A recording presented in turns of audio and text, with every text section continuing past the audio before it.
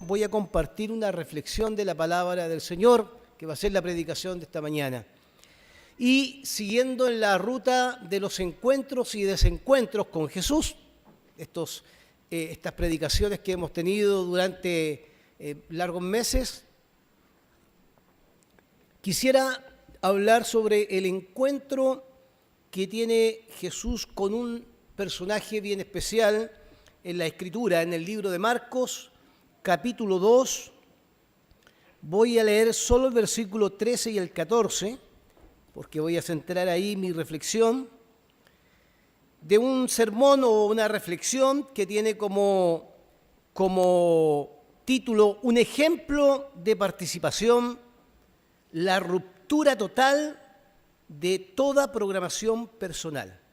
Un ejemplo de participación, la ruptura total de toda programación personal. Marcos capítulo 2, versículo 13 y 14, leída en la versión NBI, nueva versión internacional, dice de la siguiente manera: de nuevo salió Jesús a la orilla del lago. Toda la gente acudía a él y él les enseñaba, una práctica permanente de Jesús, aprovechando esos escenarios para poder comunicar sus enseñanzas. Al pasar, vio a Leví, hijo de Alfeo, sentado a la mesa, un lugar de trabajo, donde cobraba impuestos. Y Jesús, mirándolo, sin mayor argumentos, le dice: sígueme. Jesús le menciona una palabra que seguramente estremeció el corazón de este hombre. Y inmediatamente Leví, dice la Escritura, se levantó y lo siguió. Cuando nos acercamos a un texto, a un pasaje como este, uno tiende a preguntarse: ¿por qué nosotros hoy día necesitamos tantos argumentos para convencernos de que Jesús nos está llamando? Por lo general, usamos ciertos elementos psicológicos, emocionales, para decir: no siento seguir al Señor, no siento servir al Señor, o no estoy en condiciones de servir al Señor. Y vamos colocando entre medio a veces excusas tras excusas. La Biblia y las Escrituras están llenas de ejemplos de hombres que le dijeron a Dios: pero Señor, yo no sé hablar bien, ¿qué me interesa a mí? Yo voy a colocarte un vocero. Señor, yo soy tan joven, no importa, ¿qué me interesa a mí? Yo soy el que estoy llamando, vas a ser profeta. Las excusas pueden llegar a ser emocionales, que estén en el ámbito de lo emocional. A veces quiero servir a Dios, a veces quiero seguirlo, a veces no quiero seguirlo. Y acá nos encontramos con un llamado que, si ustedes leen el capítulo 2 completo, es un pasaje lleno de controversias, porque primero está el llamado directo a un hombre que no sabemos si realmente conocía a Jesús en plenitud, pero que lo cautiva simplemente la palabra: sígueme. Que para aquellos que les gusta investigar pueden encontrar en la palabra original griega, que es colocarse en la carretera o colocarse en el camino o colocarse detrás de aquel que lo llama.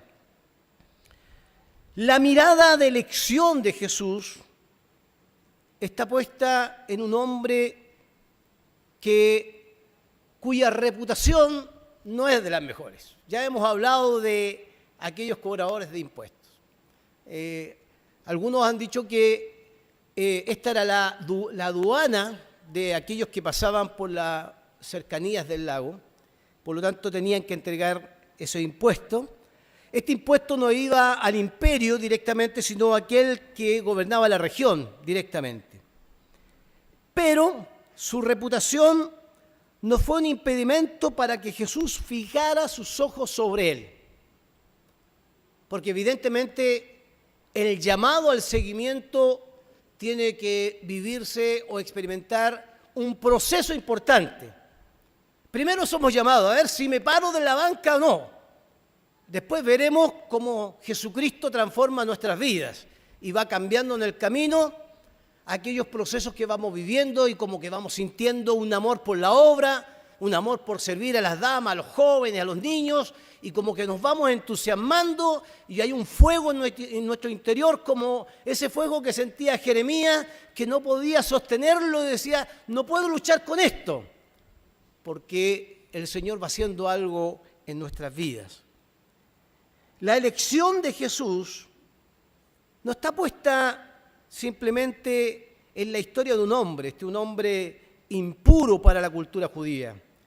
Impuro porque se relaciona con un imperio primero, e impuro porque para aquellos fariseos con los cuales están en las controversias posteriores, ¿cierto?, maneja todo lo que significa la recaudación de cosas que ya están contaminadas desde la visión de un fariseo.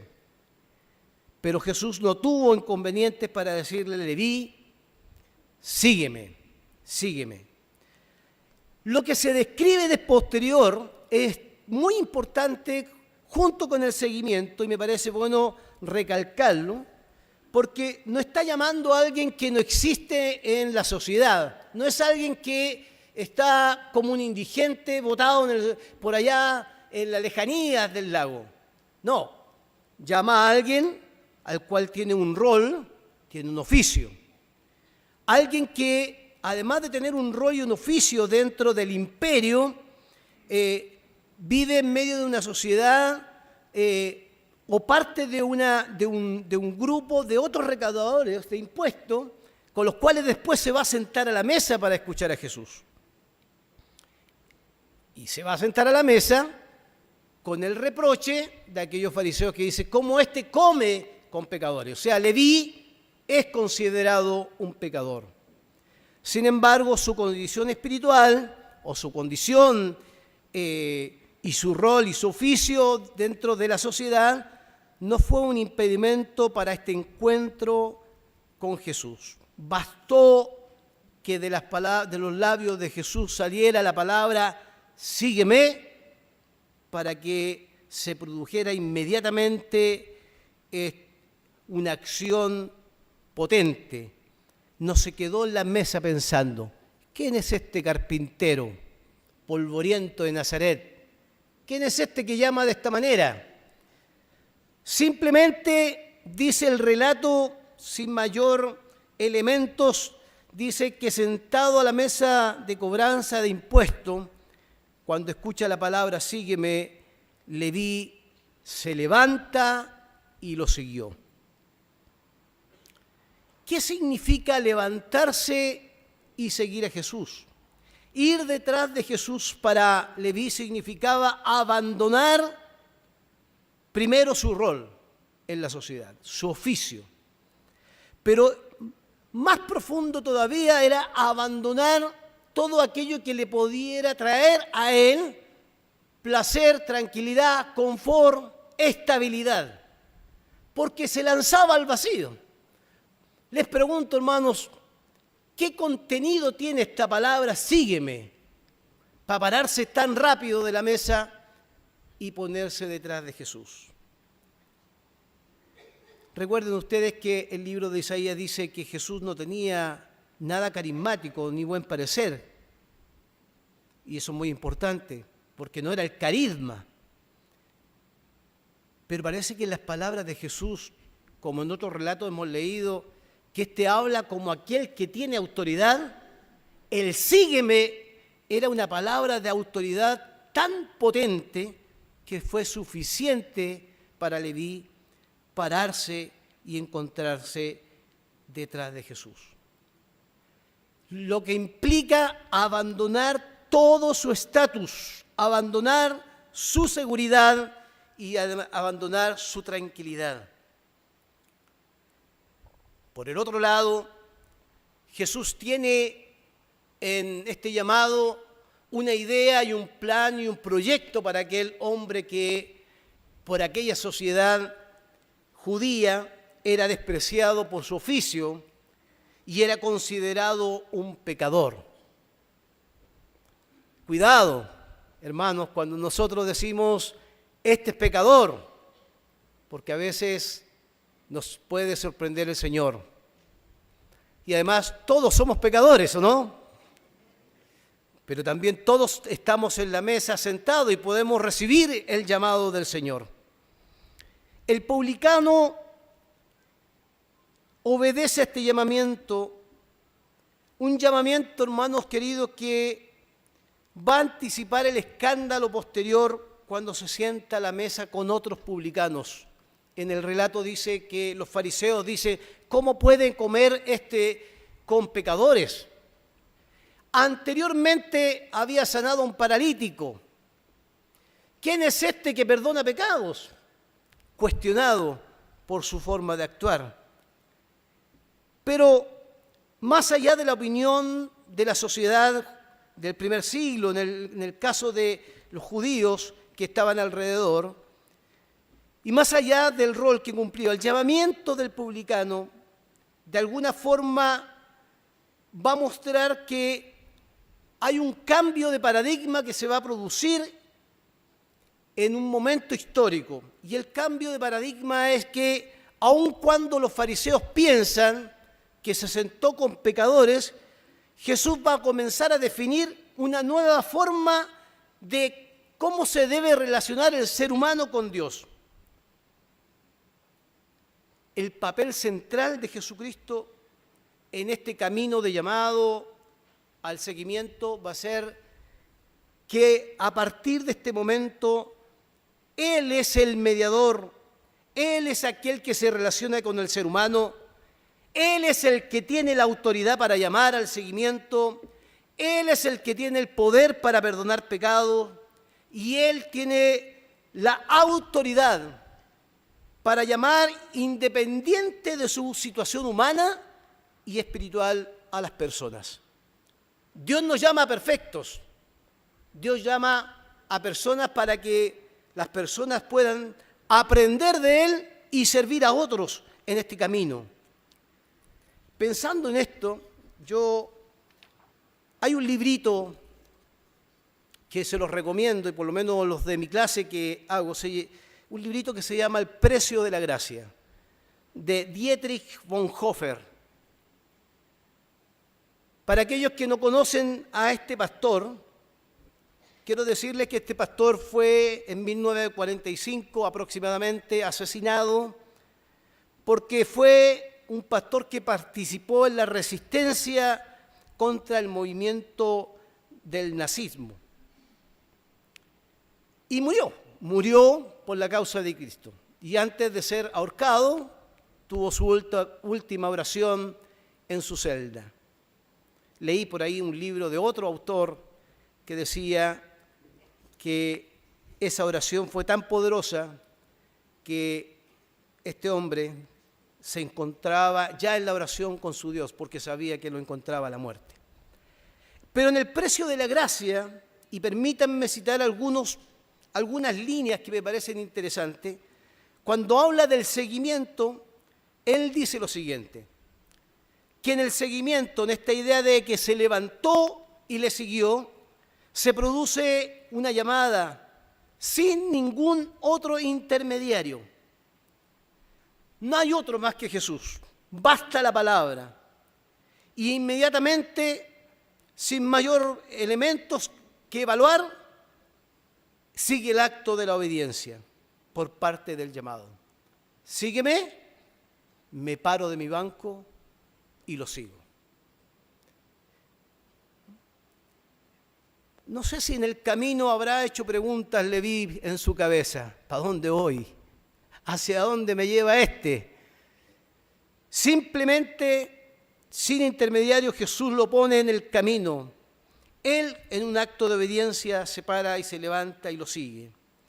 La respuesta del discípulo, en este caso, dice Bonhoeffer, no consiste en que él conoce algo de Jesús, una confesión de fe. No necesita una confesión de fe. ¿Y saben por qué? Porque simplemente la palabra de Jesús es suficiente para obedecer. Es una sucesión inmediata al llamado y a la acción.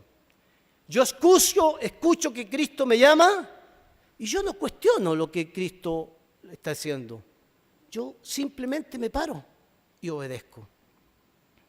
No le interesa, dice Bonhoeffer, las motivaciones psicológicas. A veces las arengas, sirvamos al Señor. No les interesan las motivaciones psicológicas de las decisiones piadosas de un hombre, si es piadoso o no es piadoso. Porque solo hay una motivación que explique suficientemente esta sucesión de llamado y acción, que es Jesucristo. Es suficiente.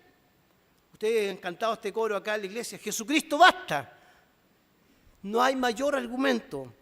Y dice, es suficiente en la llamada y en la acción Jesucristo, porque Jesucristo es el que llama. Y cuando llama, al publicano no le queda otra más que ponerse en pie y obedecer a ese llamado. Jesús llama al seguimiento no como un profesor, no como un modelo, sino llama como el Hijo de Dios, porque tiene autoridad.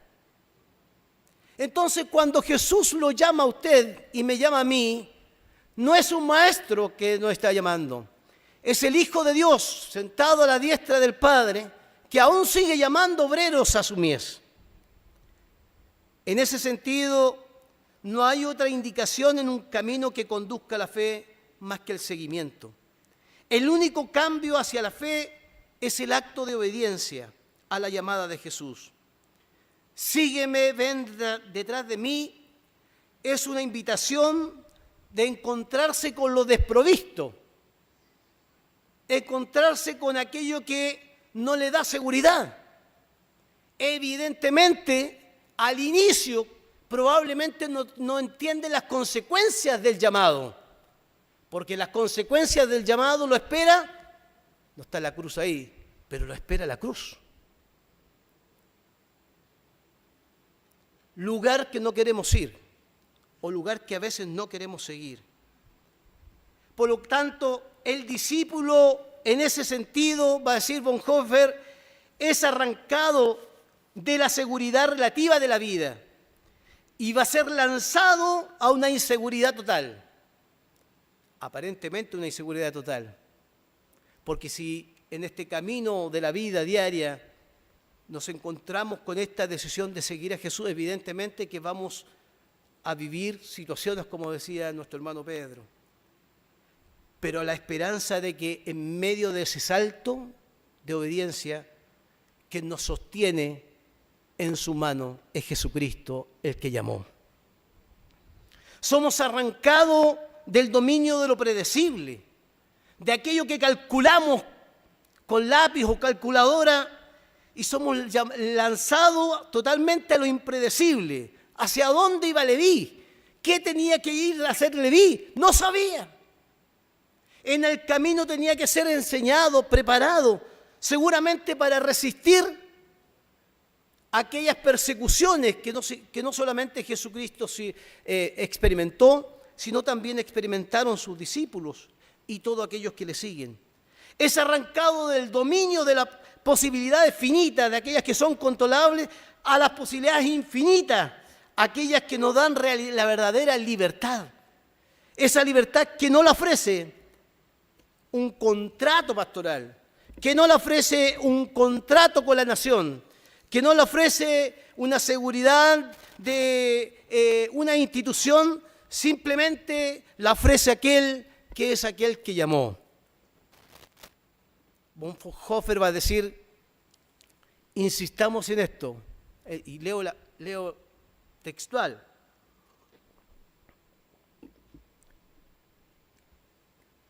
El seguimiento solo significa vincularse con Jesucristo. Es decir, la ruptura total de la programación de cada uno de nosotros. Vamos hacia un camino y de repente Jesús dice, sígueme, y se cambió el mundo para todos aquellos que han querido colocar la mano en el arado. Por eso no es posible ningún otro contenido, porque Jesucristo es el único contenido. Al lado de Jesús no hay otro contenido. Él es el contenido que lo llena todo. Un cristiano sin Jesucristo vivo, ese Cristo vivo que reina en nuestra vida, es un cristiano sin seguimiento, pero con religión. Y un cristiano que acepta el llamado de Jesús a servir en el reino, es un llamado que entiende que quien gobierna su vida es Jesucristo. Y hermanos, permítanme decir esto, que también es relevante para ir cerrando. A veces nosotros sentimos que Jesús nos llama, pero el acto de levantarnos y parar y seguirnos a Jesús no siempre es el acto de obediencia inmediato. Porque frente al llamado de Jesús, y tenemos que decirlo así porque la mies es mucha, más los obreros son pocos. Y eso lo hemos visto en todos los órdenes de cosas. Nosotros que trabajamos en el distrito permanentemente escuchamos esto. Son pocos los hermanos. Claro, porque cuando Jesús llama, el programa se lo armamos nosotros a Jesús. No dejamos que Jesús gobierne nuestras vidas. Y ustedes conocen la historia, pero Señor, te sigo, pero permíteme hacer esto primero. Te sigo, pero permítame hacer esto otro primero. Señor, permíteme solucionar estos problemas primero. Jesús rompe con todo programa personal. Jesús nos llama para poder seguirlo. Pero nosotros tenemos la tendencia, y diría yo el pecado permanente, como discípulos, a condicionar ese llamado, justificándolo con nuestros propios programas. Está bien, Señor, te sigo, pero lo voy a hacer así, en mi forma, a mi manera. Porque tomar la cruz y poner la mano en el arado no es fácil, hermanos.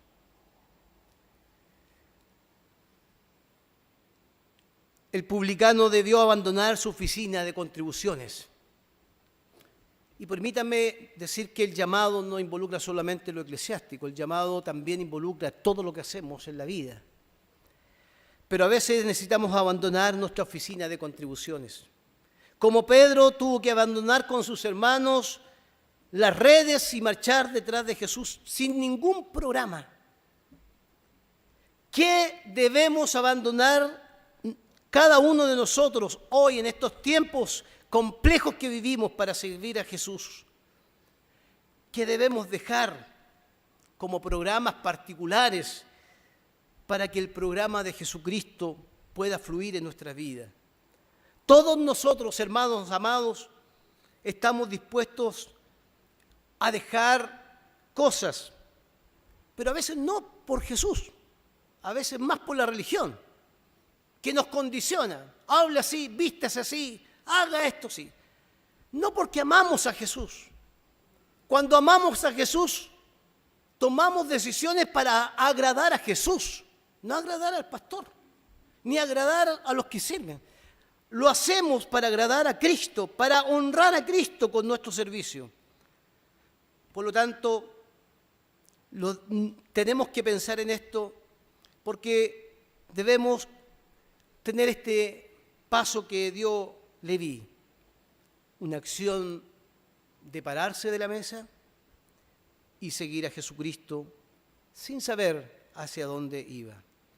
Hoy es un día especial porque el Distrito Metropolitano va a instalar a nuestro pastor Rodrigo Sañán Fernández, que ha decidido, tal como lo explicó el pastor Javier, seguir a Jesús, cumpliendo un rol pastoral en una iglesia. Pero esto que vamos a presenciar hoy debe ser la motivación para todos nosotros desde Jesús, porque Jesús sigue pasando por aquí y sigue mirándonos a los ojos como miró a Leví y sigue diciendo desde la historia del pasado hasta el presente: síganme, crean en mí, caminen detrás de mí, arriésguense a servirme. Necesitamos obreros para jóvenes, necesitamos obreros para damas, necesitamos obreros para niños, necesitamos obreros para varones o para cualquier grupo que tengamos dentro de la iglesia. Necesitamos obreros. ¿Qué responderá usted? ¿Qué responderé yo? ¿Nos levantaremos de nuestros bancos cómodos y seguiremos a Cristo, aun cuando eso implique que nuestros programas personales a veces queden en un segundo plano para servirle a Él? Es una pregunta que cada uno debe responder. Pero Jesús sigue mirándote a los ojos y te dice, como se lo dijo a Rodrigo, como se lo ha dicho a muchos de ustedes, síganme, porque hay mucha necesidad de obreros hoy día en la obra del Señor. Oramos al Señor por su palabra. Amado Señor, gracias por tu palabra. Qué tremendo ejemplo y qué palabra tan poderosa esta que encontramos en la Escritura. Seguirte a ti, Señor,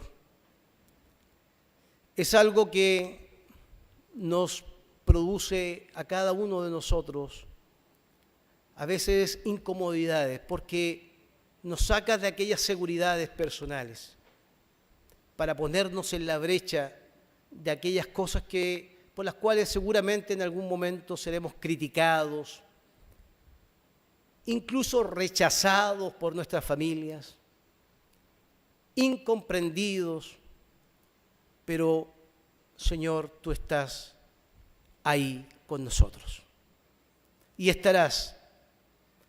Esperamos, Señor, en este camino que todos aquellos que leemos tu palabra, la Escritura, y nos encontramos con este Jesús que solo basta su palabra, esa palabra provoque en nosotros un acto de obediencia a tal punto de levantarnos y seguirte. Este es un año en que debemos levantarnos y seguirte. Levantarnos y servirte en cualquiera de los ministerios que tenemos aquí en esta iglesia.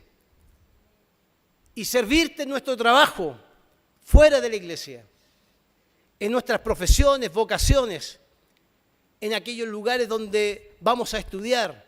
Servirte porque ahí también podemos ser de bendición para otras personas. Señor, que tu gracia nos acompañe y que nos acompañes también en esta ceremonia de instalación. Oramos en el nombre de Jesucristo, Señor nuestro. Amén.